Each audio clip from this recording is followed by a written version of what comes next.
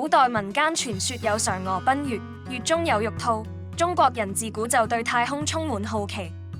今時今日，國家已掌握成熟嘅航天科技，奔月已唔再係神話傳說，而呢個探索宇宙奧秘嘅旅程，香港人都有參與其中。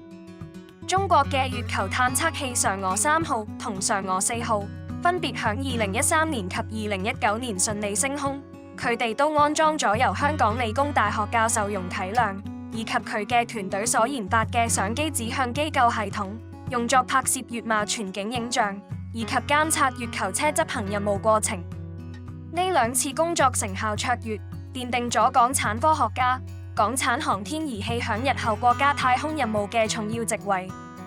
2021年5月15日，天問1號火星探測器成功着陸火星，祝融號火星車順利建立對地通訊。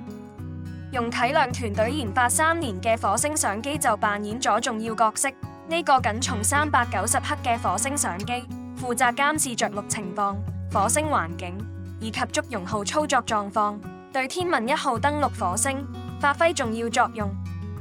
容啟亮教授同佢嘅團隊響國家航天發展嘅參與同埋付出，提升咗國家探索太空嘅科技水平，對國家維護太空安全貢獻良多。